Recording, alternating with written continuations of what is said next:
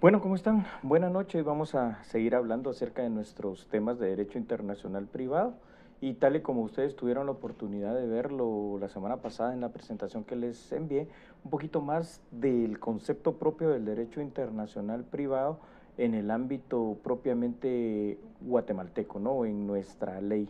Sabemos, obviamente por lo que hemos venido estudiando durante todas estas semanas, que el concepto del derecho internacional privado es aquel que nos dice que es un principio o un conjunto de principios, de normas, de reglas de carácter internacional basados en el derecho internacional y nacional, obviamente que son aceptados en este caso por el Estado guatemalteco y que precisamente el derecho internacional privado lo que pretende es determinar en primera instancia cuál es la competencia legislativa, cuál es la competencia legal, la competencia de ley que tienen en este caso los estados en esas relaciones jurídicas que nosotros llevamos y tenemos con otros estados y que qué asuntos cuando se vuelven problema van a estar sometidos, por ejemplo, a una legislación determinada, como la legislación guatemalteca.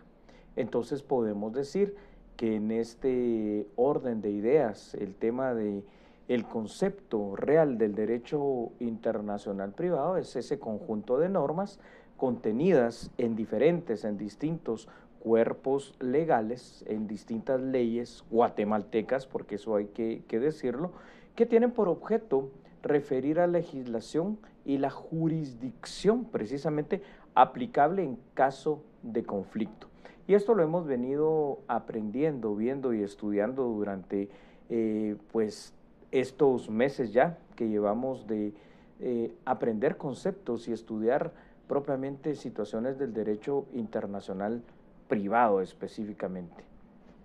¿Dónde ubicamos el tema del derecho internacional privado? Bueno, esto en primera instancia nos queda ya muy, pero muy establecido, muy claro, que en primera instancia podemos decir que el derecho internacional privado guatemalteco está ubicado en las disposiciones internas, en nuestras normas, en nuestras leyes, en leyes propias como la ley del organismo judicial, la ley de migración, código procesal penal, código civil, código mercantil, en nuestras propias leyes, sí, en nuestro código obviamente derecho internacional privado, ¿verdad? Que se deriva del ya conocido Código de Bustamante. Y también obviamente podemos afirmar con justa razón que el derecho internacional privado aquí en Guatemala está derivado, proviene de lo que se ha contenido y hemos acordado como país, como Guatemala, en distintos tratados internacionales en materia precisamente de derecho internacional privado que hemos ratificado, que hemos aceptado, que hemos firmado y que obviamente hemos adoptado como país para que pueda regir las situaciones específicas a esta rama del derecho. Bueno, como decíamos que en primera instancia el derecho internacional privado está contenido en la legislación propia de nuestro país, aquí es donde tenemos que hacer ver, por ejemplo, que hay muchas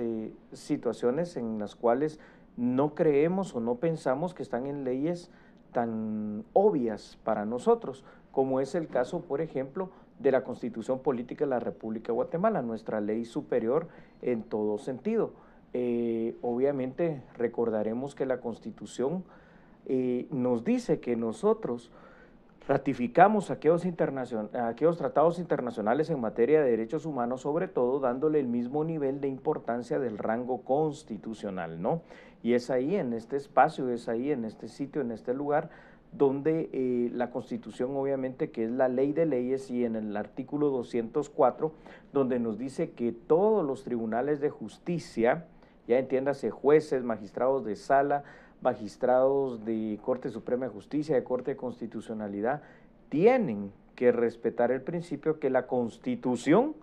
prevalece por sobre de cualquier otra ley o cualquier otro tratado que exista. Entonces, la Constitución por eso es que se vuelve sumamente importante y tiene un protagonismo fundamental como en todo el derecho guatemalteco, realmente también en el derecho internacional privado guatemalteco.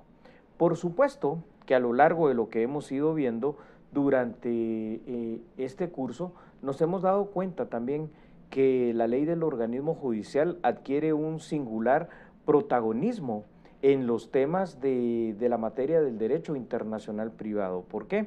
Porque mucho precisamente de lo que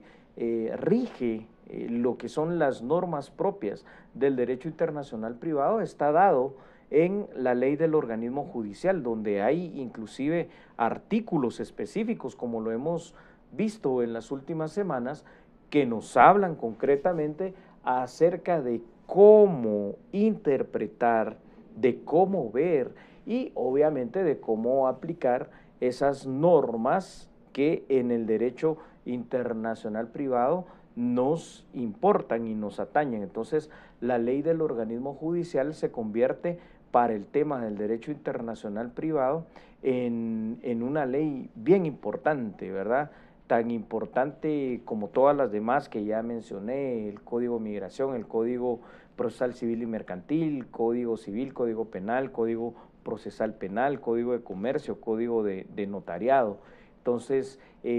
ustedes se dieron cuenta que en unas semanas atrás estuvimos viendo, cuando hablábamos de la naturaleza del derecho internacional privado, cómo este se deriva, por ejemplo, del Código Internacional, que es de Derecho Internacional Privado, el Código Bustamante, y obviamente pues también de nuestro Código de Derecho Internacional Privado. Y en el tema de la ley del organismo judicial, habíamos visto que desde, por ejemplo, el capítulo 2, donde dice normas de derecho internacional privado, artículos 28 en adelante, vienen dadas algunas situaciones bien importantes propias de este derecho, como por ejemplo, cuáles son las formalidades externas de los actos, lo que se necesita,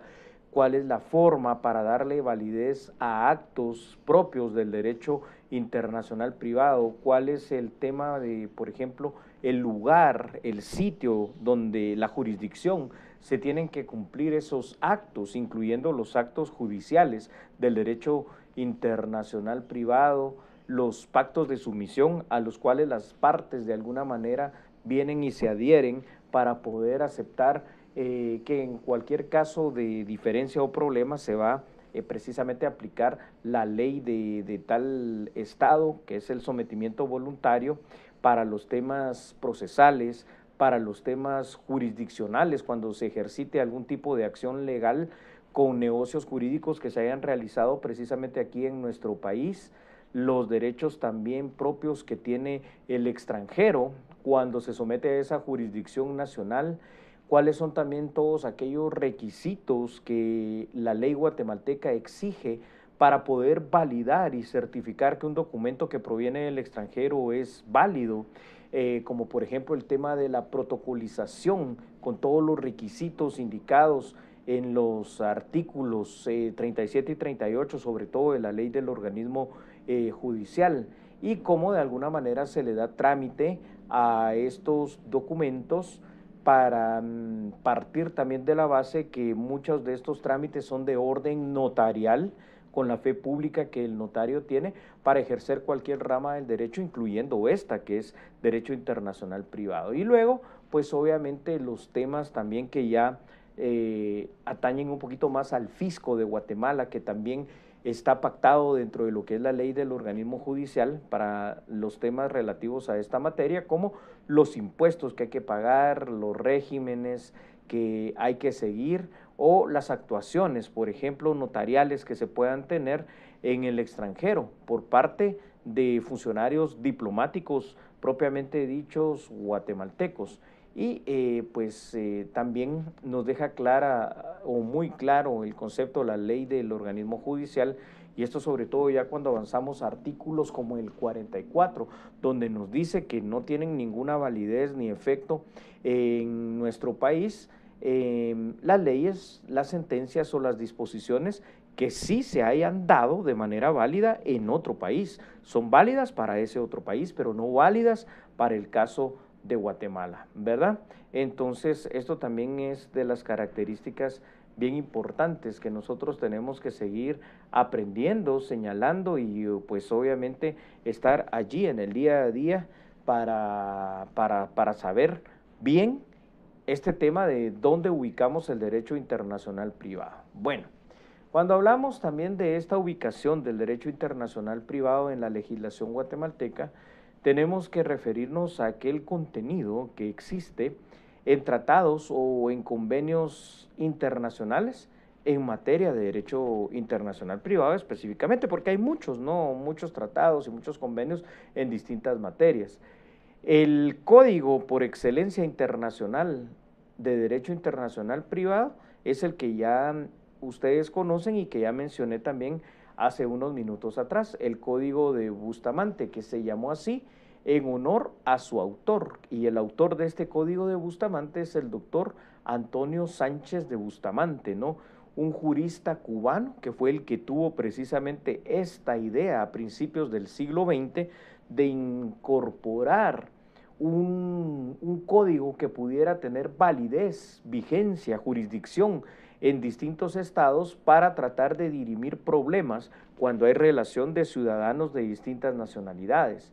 Ahora, sabemos que hay un código de derecho internacional privado, ¿no? Actualmente, por supuesto que lo hay, ustedes lo pueden conseguir, lo pueden comprar, de hecho, sería muy bueno también que lo hicieran para que lo tuvieran ahí en el contexto de todas esas leyes que ustedes ya han ido acumulando. Pero este actual Código de Derecho Internacional Privado guatemalteco fue precedido en su momento por dos proyectos que no son necesariamente guatemaltecos. Uno era un proyecto uruguayo que en su momento lo presentó otro jurista, el doctor Gonzalo Ramírez, que se inspiraba en el principio del domicilio para dirimir estos conflictos. Y el otro es un trabajo brasileño dado por el doctor Lafayette Rodríguez Pereira, que está inspirado básicamente en la doctrina de la nacionalidad. Al final de cuentas, ni el uruguayo ni el brasileño tuvieron, digamos, esa preponderancia. Sigue siendo mucho más completo lo que los postulados de los años 20 del doctor Antonio Sánchez de Bustamante, en los cuales de alguna manera pues sigue siendo el referente internacional y obviamente también nacional de un código de derecho internacional privado. Entonces, el Código de Derecho Internacional Privado lo que hizo fue respetar en primera instancia la legislación vigente en cada uno de los estados, en cada uno de los países, así como también todas esas tendencias que se iban dando a lo largo de los años respecto al estatuto personal, y estoy hablando en este caso del Código de Bustamante específicamente. Es ahí cuando en la década de los años 50 se le prestó una trascendental importancia al código hecho por el doctor Antonio Sánchez de Bustamante, este jurista cubano, y se empezó un trabajo de revisión por juristas internacionales de varios estados, de varios países, allá en la década de los años 50, y fue cuando se dio una resolución de aquel entonces Comité Jurídico Interamericano, que de alguna manera reunido en una especie de comité permanente, lo que hizo fue un estudio grande, un estudio profundo, un estudio a conciencia de lo que es el Código de Bustamante, estudiando también todos los tratados que habían en aquel momento en materia de derecho internacional, tanto público como privado, sobre todo en los países sudamericanos. Y es así como de alguna manera se empezó a dar validez en Latinoamérica al Código de Bustamante, ¿no? Y esto también hay que decirlo, viene dado luego de que haya habido una resolución de la Haya, y ahí ya estamos en el año de 1961, en la cual la Conferencia de la Haya pues tuvo una implicación muy importante en los temas de derecho internacional privado, y obviamente esto adquirió una relevancia de nivel internacional, y hoy por hoy pues ya lo sabemos, es una materia completamente distinta. De esa cuenta, ¿no? Derivado precisamente de esta Conferencia de la Haya del 61, es que para el año ya de 1965, en una reunión del denominado Consejo Interamericano de Jurisconsultos, recordemos que los jurisconsultos son aquellos estudiosos precisamente de la ciencia del derecho, que se celebró acá mismo a la par en San Salvador, en el país de El Salvador, pues se emitió una recomendación muy concreta y específica en esta materia, es decir, se decidió que se tenía que recomendar al Consejo de la Organización de los Estados Americanos, de la OEA, para que convocara en aquel momento, estamos hablando del año 1965, a una reunión especial, ellos le llamaron una conferencia especializada en materia de derecho internacional privado. Y de hecho, de la revisión que surgió de esa reunión, se decidió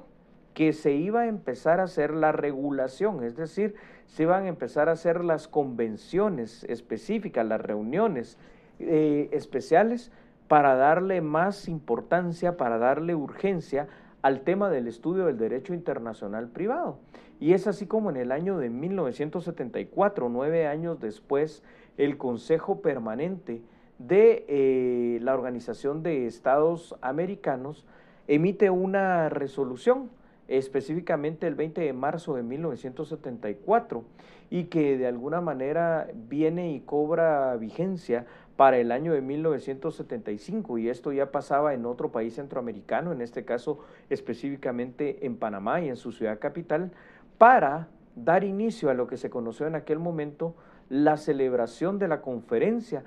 especializada,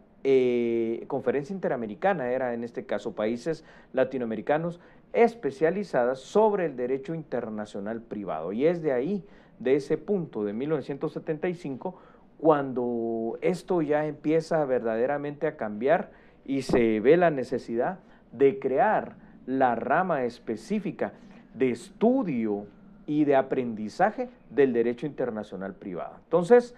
desde 1975 a la fecha, esta conferencia interamericana especializada en derecho internacional privado ha producido una serie de documentos, a cuál más importante uno del otro, pero se estima que son arriba de 20 convenciones internacionales en materia de derecho internacional privado, protocolos, por lo menos 3 leyes y reglamentos, con una infinidad de documentos, de estudios, de análisis, de recomendaciones, para que los países de alguna manera puedan, sobre todo estoy hablando aquí los países latinoamericanos, tener una guía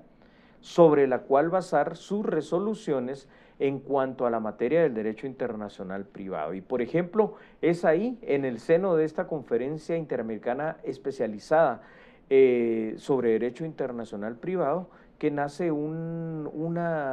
modelo de una ley que se llamó la Ley Modelo Interamericana sobre Garantías Mobiliarias, y que de alguna manera viene ya tomado por el derecho internacional privado guatemalteco en la aplicación de esto que se ha ido decidiendo a lo largo de los años, de las décadas y de los siglos, ¿no? Siglo XX y siglo XXI,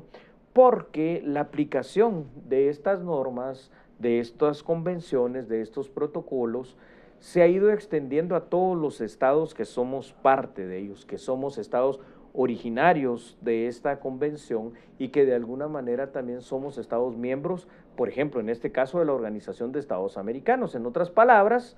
la aplicación aquí en Latinoamérica de todo esto que tiene que ver con el derecho internacional privado, pues viene dado básicamente por todo aquello que desde el año de 1974 y 75 se ha dado en esas conferencias interamericanas especializadas sobre derecho internacional privado, y esto ha sido promovido, como ya les dije, particularmente por el Consejo Permanente de la OEA, es decir, el Consejo Permanente de la Organización de Estados Americanos. Entonces, hay una relación clara, hay una relación directa, una relación fuerte del Código de Derecho Internacional Privado con todo nuestro sistema legal en el país, ¿verdad? Porque lo único superior al Código de Derecho Internacional Privado guatemalteco es la Constitución Política de la República de Guatemala, ¿no? Y esto, repito, por características fundamentales y esenciales que nosotros ya conocemos de nuestra ley máxima, lo que está en el artículo 175 constitucional y 204, al cual ya me referí hace unos minutos atrás. Entonces esto cae por su propio peso, ¿verdad? Y el Código Bustamante, imagínense ustedes, ya compilaba este tipo de conceptos. Entonces, formalmente, el Código de Bustamante afirma que la Constitución es la única ley que se va a encontrar por encima de cualquier disposición internacional,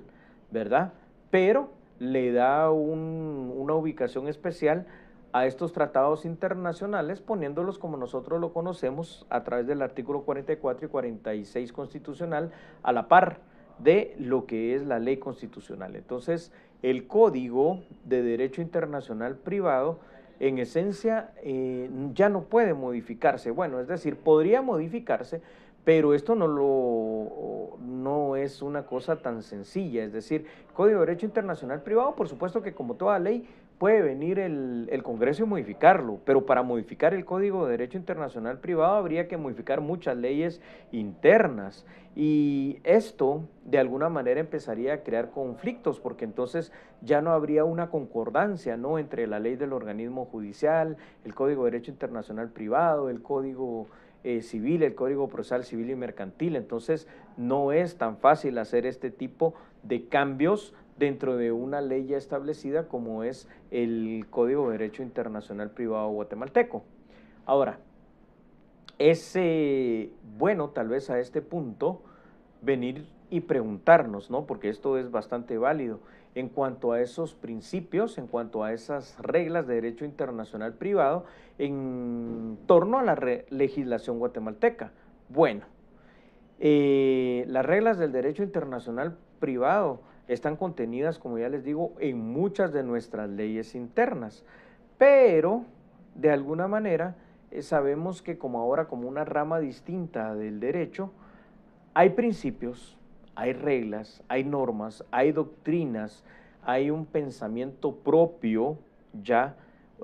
una teoría propia de lo que es el derecho internacional privado, y todos estos axiomas o todas estas leyes jurídicas, todos estos principios, estos aportes, pues bueno, han sido reglamentados, ahí sí que por varios principios que provienen en primera instancia no del derecho internacional privado como tal, sino que del derecho originario de nuestra norma jurídica, que es el derecho romano. Y es así como ustedes veían en el documento que mandé la semana pasada sobre estos principios o reglas del derecho internacional privado en la legislación guatemalteca. Veían el lex rei cite, que es un principio del derecho internacional privado que establece que los bienes muebles, aquellos que pueden trasladarse, o los bienes inmuebles, aquellos que generalmente no pueden moverse del lugar de donde están, se rigen precisamente por la ley del lugar donde estén ubicados. Bueno, eso nos lleva entonces a que se rigen, por ejemplo, por el tema de lo que dicen si son bienes del Estado, el artículo 151 y 152 de la Constitución Política de la República de Guatemala, o se rige por lo que dice relativo a los bienes el Código Civil guatemalteco. Y esto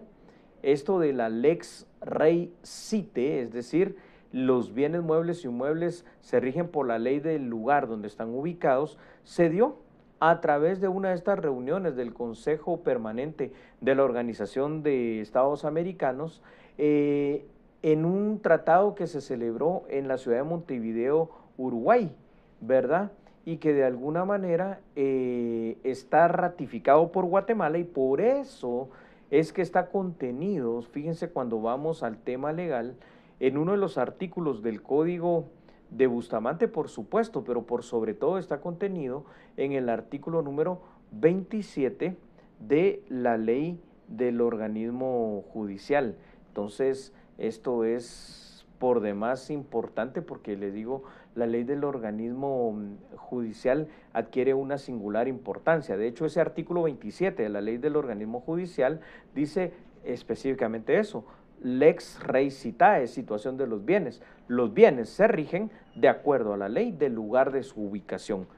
Taxativamente lo que dice el Código de Bustamante y lo que dice aquel convenio, aquel acuerdo que se llegó precisamente allá en la ciudad de Montevideo, Uruguay en su momento. Luego, hay que ver que existen también otra serie de principios o de reglas del derecho internacional privado que son válidos y aplicables a lo que es la legislación guatemalteca y que por supuesto nosotros tenemos que ir conociendo. Veían ustedes en el documento que había enviado el tema del locus regic actum, ¿verdad? Principio, obviamente, del derecho internacional privado que establece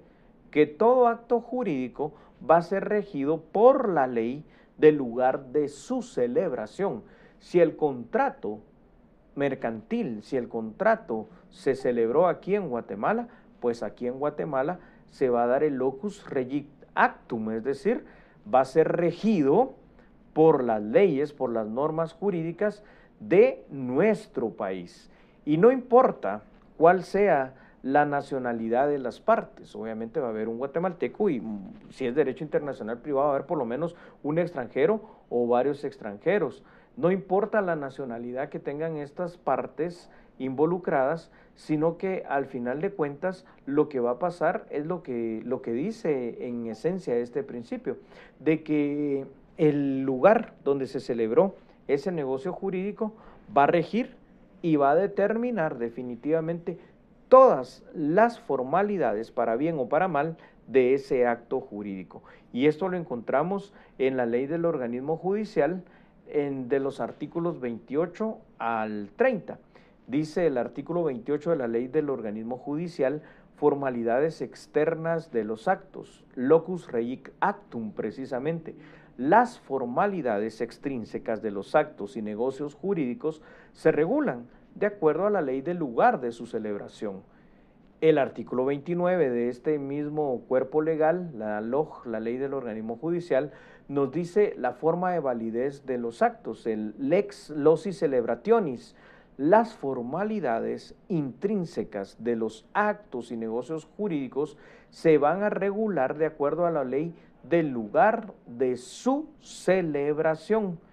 Y el artículo 30 nos da lugar a otro principio o regla del derecho internacional privado denominado el lex loci executionis, es decir, el lugar de cumplimiento de los actos. Si el acto o el negocio jurídico, de acuerdo a este artículo 30 de la ley del organismo judicial, debe cumplirse en un lugar distinto a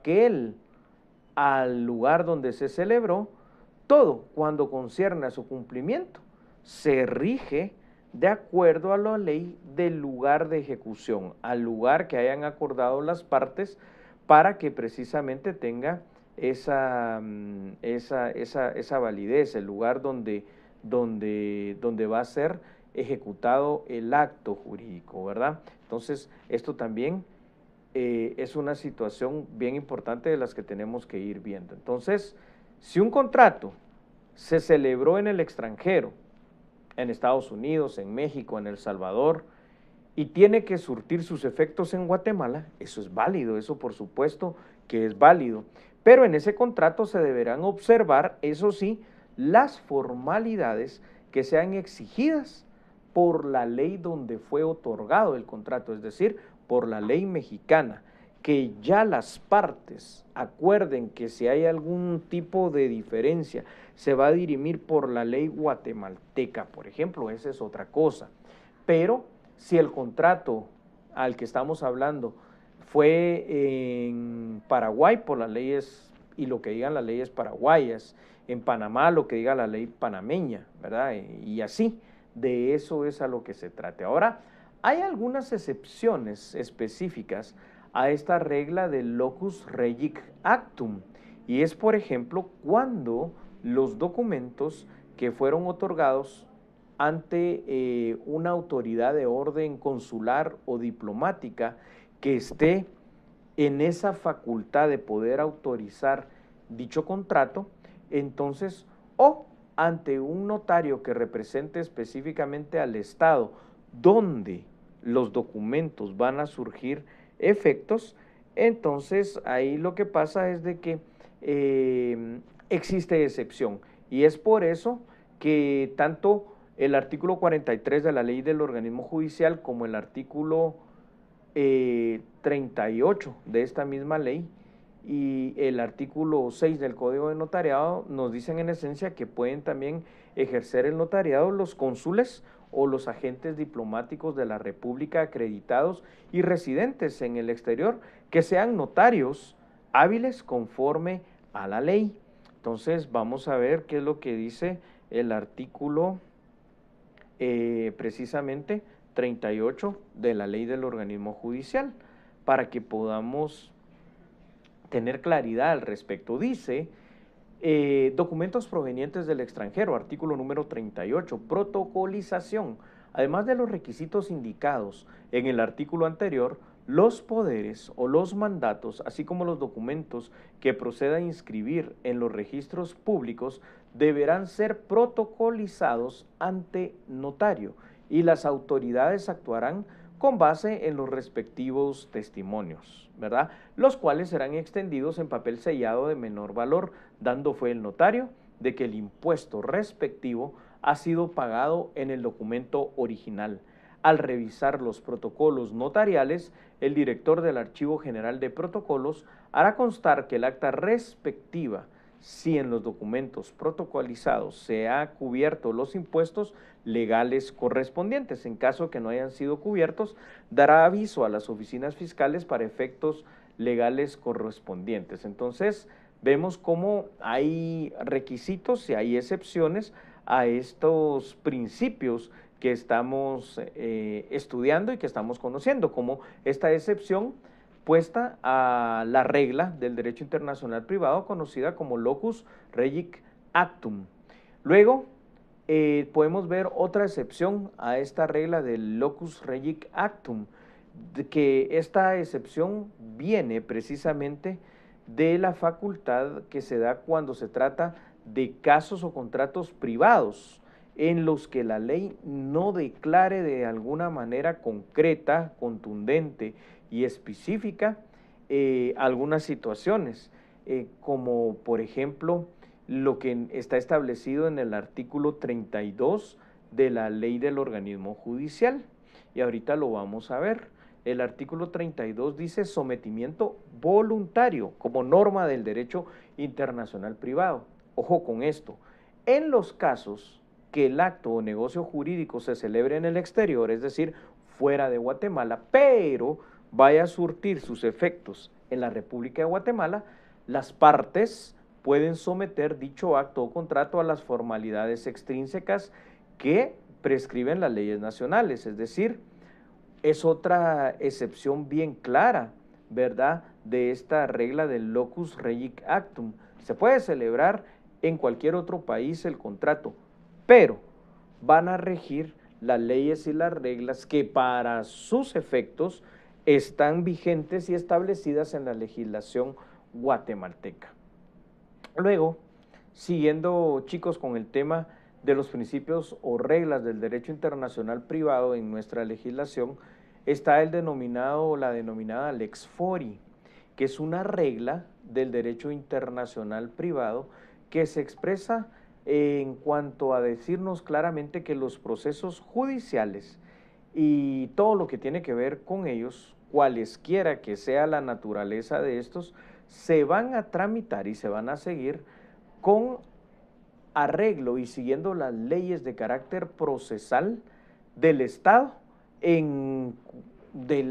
que se promueva, pues básicamente la acción, es decir, si es aquí en Guatemala, con las leyes procesales correspondientes en la parte civil, en la parte mercantil o en la parte penal de nuestro país. Es decir, el derecho que rige, el derecho que regula el proceso, es el que rige el lugar donde se va a ventilar el litigio, donde se va a tratar de resolver la litis o la pugna que existe. Esto, en otras palabras, chicos, significa que si un extranjero va a plantear una demanda aquí en Guatemala, obviamente el proceso legal se va a regir por las leyes procesales de orden civil, de orden mercantil, de orden penal guatemaltecas, definitivamente. Y esto es lo que está establecido entonces también en los artículos 33 y 34 de la ley del organismo judicial, así como también en el Código de Derecho Internacional Privado. Vamos a ver qué es lo que dicen los artículos 33 y 34 de la ley del organismo judicial. Dice, artículo 33, de lo procesal. La competencia jurisdiccional de los tribunales nacionales con respecto a personas extranjeras sin domicilio en el país, es decir, extranjeros que no viven, que no radican, que no residen aquí en Guatemala, el proceso y las medidas cautelares se rigen de acuerdo a la ley del lugar en que se ejercite la acción. En este caso, si es en Guatemala, a la ley guatemalteca. Y el artículo 34 de la ley del organismo judicial es bien clara cuando nos habla de la jurisdicción. Nos dice, los tribunales guatemaltecos son competentes para emplazar a personas extranjeras o guatemaltecas, obviamente, ¿verdad?, que se encuentren fuera del país en los siguientes casos. ¿Cuáles casos? Bueno, cuando se ejercite una acción que tenga relación con actos o negocios jurídicos que se realizaron aquí en Guatemala, cuando se ejercite alguna acción concerniente a bienes que estén ubicados en Guatemala, o cuando se trate de actos o de negocios jurídicos en los cuales, aunque no se haya celebrado aquí en Guatemala, las partes hayan acordado y hayan estipulado que la competencia a la cual se someten las partes para poder dirimir cualquier situación de conflicto va a ser la competencia de los tribunales guatemaltecos, ¿ya? Esto también es muy importante. Entonces, siguiendo por favor con estos principios o reglas del derecho internacional privado que están contenidos aquí precisamente en todas estas situaciones, vemos el principio de territorialidad de la ley penal, ¿ya? Y esto es muy, pero muy importante, porque aquí ya estamos pasando al ámbito penal. Esto ya significa que definitivamente hay problemas y problemas ya de orden más fuerte, porque los problemas penales, recuérdense ustedes que conllevan inclusive la posibilidad de la prisión o la posibilidad de perder precisamente lo que es la libertad, obviamente a través de estas medidas que vienen dictadas de la forma de sancionar en el Código Penal. Entonces, vamos a ver a qué se refiere esto, ¿no? Principio de territorialidad de la ley penal, es una regla también de lo que es el derecho internacional privado en la legislación guatemalteca. Este principio nace de la idea de que todo Estado posee el derecho de castigar, sí, obviamente, ¿verdad? Es la capacidad coercitiva, la capacidad de castigar que tiene todo Estado, o de imponer penas o de imponer acciones que considere que han sido delictivas y que se cometieron dentro de su territorio, sin distinguir, en este caso, si el que lo cometió o sin distinguir situaciones de la víctima, si es un nacional o si es un extranjero, ya sea el delincuente o ya sea la víctima. ¿Por qué? Porque si están en el territorio guatemalteco, pues tienen la potestad de estar de alguna manera protegidos por el tema de nuestra legislación. Y es por eso, fíjense chicos, es por eso, vamos a ver aquí, que si nos vamos a lo que es el artículo número 5 de la ley del organismo judicial, nos dice, ámbito de aplicación de la ley, el imperio de la ley se extiende a toda persona, nacional o extranjera, ojo con eso, residente o en tránsito, salvo las disposiciones del derecho internacional aceptadas por Guatemala, así como a todo el territorio de la República, el cual comprende el suelo, el subsuelo, la zona marítima, la plataforma continental, la zona de influencia económica y el espacio aéreo, tal como lo definen las leyes nacionales y el derecho internacional. Entonces, el ámbito de aplicación de la ley guatemalteca está claro en la ley del organismo judicial. Para nacionales, toda persona, dice nacional, o toda persona extranjera, que viva, que resida, que esté de paso o que esté de tránsito por alguna situación en nuestro país. Entonces, es la territorialidad de la ley penal.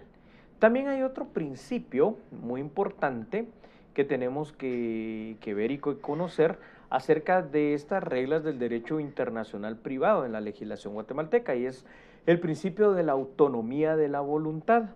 que es una regla de derecho internacional privado que indica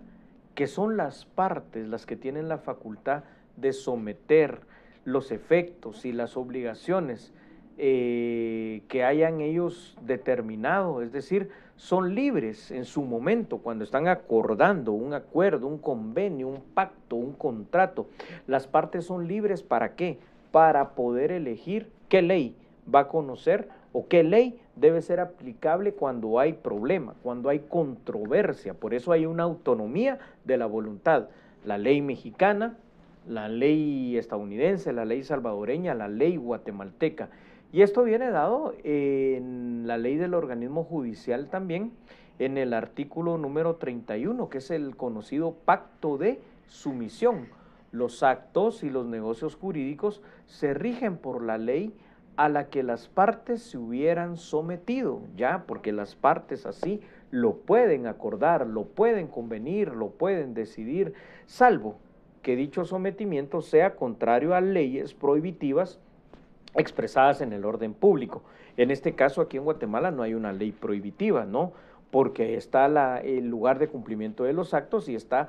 este tema en el artículo 31 de la ley del organismo judicial, que es el pacto de sumisión. Si dicen que va a ser las partes, en este caso, con lo que establecen las leyes de Guatemala, pues será así con lo que son las leyes de nuestro país. Eso es perfectamente válido y aplicable. Otro principio importante de estos principios o reglas del denominado derecho internacional privado que surte efectos en la legislación guatemalteca es la ley personal para regir el estado y la capacidad de las personas. Es un principio, es una regla del derecho internacional privado que lo que nos dice y que lo que nos expresa y nos da a entender es que los derechos y las obligaciones que emanan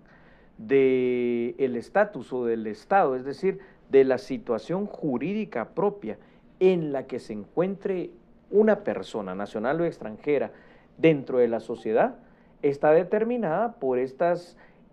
cualidades constitutivas que le da o que le otorga cada Estado. Por ejemplo, si es una persona nacional, si es una persona extranjera, si es un hombre, si es una mujer, si es un joven, si es un adulto, si es un anciano,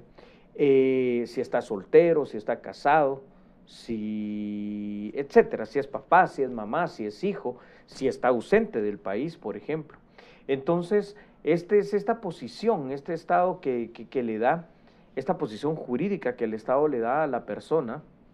y que ocupa dentro de este orden social guatemalteco, ¿no? Y la capacidad, que es esa aptitud jurídica que tenga para adquirir derechos o contraer obligaciones. Obviamente, una persona en Guatemala que no ha cumplido los 18 años carece y adolece, por lo que dice nuestra ley civil, de esa capacidad que pueda regir precisamente esta capacidad de la persona para celebrar actos o hechos jurídicos, ¿no?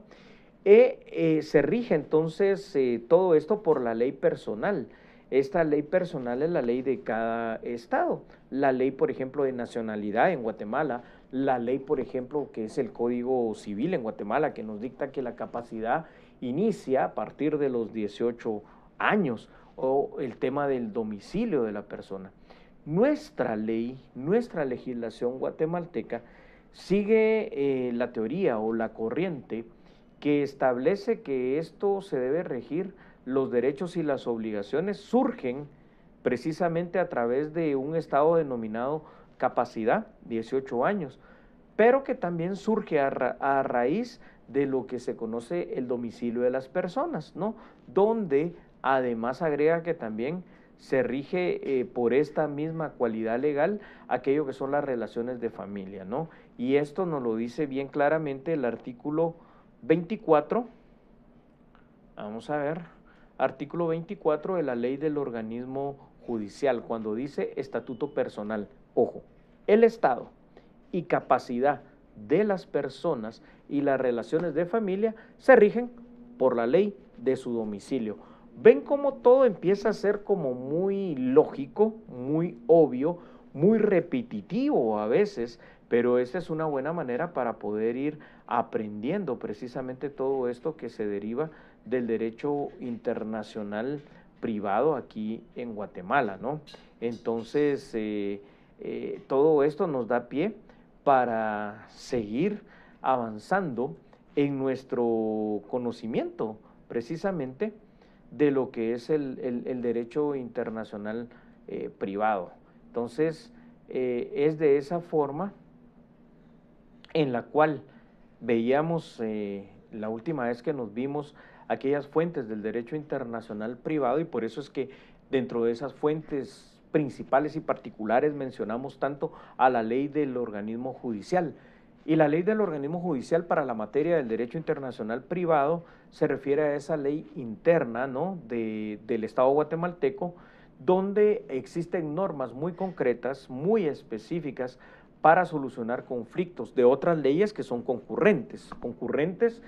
y que giran a su alrededor, como es el Código de Derecho Internacional Privado. Y en la ley del organismo judicial, en la LOJ, particularmente nosotros nos tenemos que regir para los temas de esta materia del derecho desde el artículo 24 al artículo 44 y todo aquello que nos diga, obviamente, el Código de Derecho Internacional Privado guatemalteco. Entonces,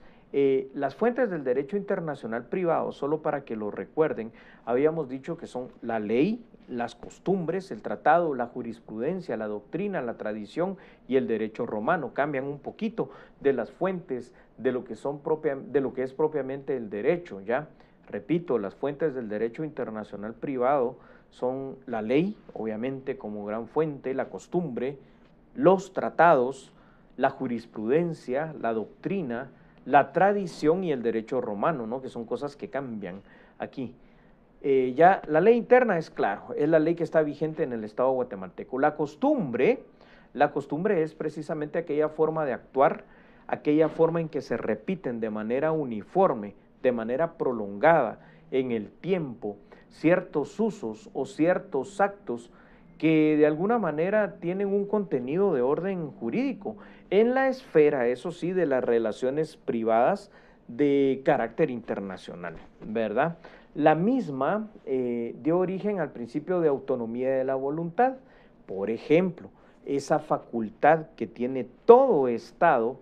que tiene costas, nosotros tenemos costa tanto en el Atlántico, un poquito menos, y en el Pacífico un poquito más, a fijar una extensión denominada zona económica exclusiva, que son 200 millas náuticas, ¿no?, donde las leyes de Guatemala todavía son aplicables. Entonces, todo esto no está reglamentado, esto no está escrito, pero es parte de la costumbre internacional y esto de alguna manera es una fuente de derecho internacional privado, la costumbre, ¿no? La repetición uniforme, la repetición prolongada en el tiempo de ciertos usos que van a tener un carácter jurídico, ¿ya? Como esto que establece que la zona económica exclusiva de los estados está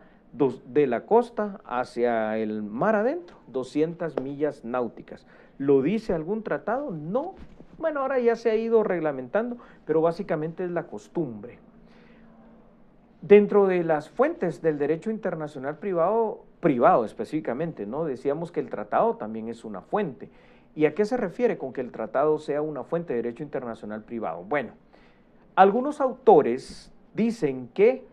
el tratado es esencialmente el origen de la ley interna, imagínense ustedes, y entre los principales tratados que estos autores del derecho internacional privado mencionan están los tratados y convenios de La Haya, sobre temas tan importantes como el matrimonio, como el divorcio. El Código de Derecho Internacional Privado o el Convenio de La Habana, que es el famoso Código de Bustamante. La Convención, por ejemplo, Interamericana sobre recepción de pruebas en el extranjero, ya que también mencionan muchísimo algunos autores y tratadistas de esto que es el derecho internacional privado, y la Convención sobre el consentimiento para el matrimonio, sobre la edad mínima para contraer matrimonio y algunas cuestiones importantes como el registro de los matrimonios. Todas estas son tratados internacionales en materia de derecho internacional privado que para algunos autores sostienen que es la fuente específica y perfecta y exclusiva del derecho internacional privado. Ahora yo les digo, es una fuente, ¿no? Definitivamente no podemos negar que es una fuente. Ahora, no es la principal fuente, una fuente exclusiva tampoco, ¿ya? Luego está la jurisprudencia, y ustedes saben perfectamente, chicos, a qué me refiero con el tema de la jurisprudencia. La jurisprudencia son aquellos fallos judiciales nacionales o internacionales también en este caso, que son esenciales para que el juzgador sepa hacia dónde ir y cómo actuar y cómo resolver en casos similares, examinando e interpretando alguna ley o algún precepto determinado. Entonces, la jurisprudencia es aquella forma en que se han ido resolviendo los conflictos. Ahora, específicamente en materia de derecho internacional privado, y que nos da un norte, nos da una guía, sobre todo a los juzgadores, a los jueces, de por dónde es que se deben de ir resolviendo los conflictos. ¿Ya? Es otra de las fuentes que existen en el derecho internacional privado. Y luego tenemos obviamente fuentes obvias como la doctrina. La doctrina es la teoría, ¿no? Es el resultado del pensamiento, de la labor intelectual, de los jurisconsultos, es decir, de todos aquellos que son estudiosos del derecho y que plasman, ya que nos dejan esa doctrina en libros, que la exponen en conferencias, en enciclopedias, y que tiene un valor científico, ¿verdad? Porque después de alguna manera esto va a ser, pues muchas veces, parte de lo que se va a establecer y se va a reglamentar en la ley. Entonces, la doctrina, que es esa teoría, es fundamental para toda rama del derecho. Y luego hay otras fuentes, ¿no? Y esas otras fuentes incluyen, por ejemplo, el tema de la tradición. ¿Tradición de qué? Bueno, tradición como el derecho romano, ¿ya? El derecho romano que nos hablaba del derecho natural, ¿ya? Y esto, pues, definitivamente nosotros siendo países donde nuestra ley civil particularmente se deriva del derecho romano, entonces todos estos estatutos que provienen del denominado derecho romano y el derecho natural son importantes como fuente de toda rama del derecho, y el derecho internacional privado pues no va a ser su excepción. Y también otras fuentes del derecho internacional privado, ya para ir ampliando un poquito esta situación, pueden ser algunas tesis, algunas teorías propuestas por jurisconsultos que de alguna manera estos científicos sociales van pensando en la evolución de lo que es el derecho internacional privado como toda parte y como toda rama del derecho, que va cambiando y que va evolucionando definitivamente. Ahora, a ver, ¿qué relación tiene el derecho internacional privado con otras ramas del derecho en general? Eso ya lo hemos visto en otras clases. Se relaciona básicamente con todo, pues, con el derecho civil, derecho procesal, derecho laboral, derecho constitucional, derecho penal, derecho notarial, derecho marítimo, mercantil, y con el derecho internacional público, que ya lo hemos estudiado. Recapitulando un poquito esta situación, ¿por qué es importante? Bueno, ¿por qué decimos que el derecho internacional privado se relaciona con el derecho civil? Porque las relaciones más comunes que hay del derecho internacional privado derivan del derecho civil, ¿verdad? ¿Como cuáles, dice usted? Bueno, como la capacidad civil, como el tema de los bienes, como el tema de los matrimonios, el tema de los divorcios, los contratos, las sucesiones. Obviamente todos esos temas se derivan de lo que conocemos como derecho civil. Con el derecho penal, ¿por qué decimos que hay una relación también estrecha? Bueno, porque aquí se incluyen todos aquellos delitos cometidos por extranjeros en territorio ajeno, es decir, un extranjero que comete un delito en territorio guatemalteco y que afecten definitivamente a un estado o a personas de diferentes estados. Un extranjero, un hondureño, un marero hondureño que venga y le dé muerte a personas guatemaltecas en territorio guatemalteco, afecta a personas de otro estado. Ejemplo, también otro tipo de ejemplo podrían ser los delitos de falsificación de moneda, la trata de personas, el tráfico de estupefacientes, y por eso hay una serie de leyes fuera de lo que es, por ejemplo, el Código Penal y Procesal Penal, que están ahí sí que alrededor de estos temas que pueden llegar a ser tema de derecho internacional privado cuando son extranjeros cometiendo delitos en territorio guatemalteco, como la ley contra el lavado de dinero, como la ley contra la delincuencia organizada, la ley contra la narcoactividad, por ejemplo. Con el derecho procesal, claro, porque todo lo que se refiere a competencia nacional o internacional, a la naturaleza y aceptación de prueba, por ejemplo, a la ejecución de sentencias extranjeras, al valor de cosa juzgada, a la recepción de pruebas en el extranjero, a la validez de títulos ejecutivos, tiene que ver con lo que es el derecho procesal propiamente dicho. Por ejemplo, para la ejecución de sentencias hay que ir a ver el Código Penal y el Código Procesal Civil y Mercantil. ¿Para qué? Para saber qué es lo que nos dice con relación a temas como la recepción de pruebas en el extranjero, la recepción de títulos ejecutivos en Guatemala, o ver tratados internacionales, como por ejemplo de pruebas en el extranjero, que sí existen, y cuáles se consideran títulos ejecutivos para las normas de Guatemala. Y esto otra vez nos lleva, por ejemplo, vamos a ver si lo encontramos aquí, a la ley del organismo judicial. Vamos a ver, la ley del organismo judicial establece esto de las normas procesales, solo que, vamos a ver, ahorita no me lo quiere abrir en este momento, se puso un poquito rebelde el documento, pero para que ustedes lo sepan, esto dentro de la ley del organismo judicial, vamos a ver si ya logro tener acceso a la misma, me parece que sí, ahorita se los voy a dictar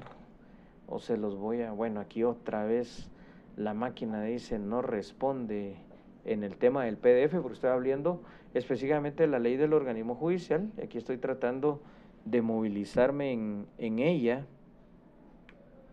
y vamos a ir bastante más adelante,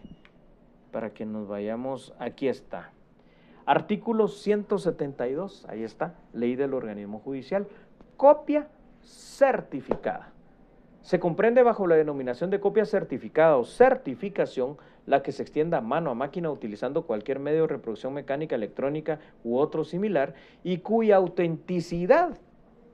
certifiquen los secretarios de los tribunales, sea nacional o extranjero, ¿verdad?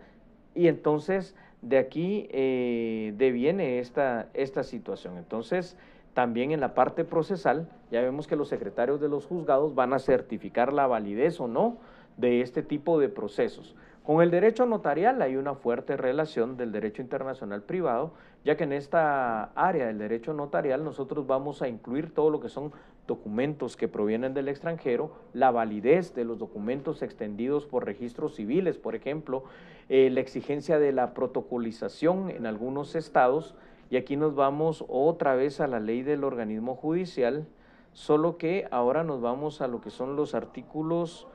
37 y 38. Vamos a ver si podemos subir rápidamente para que los veamos. Y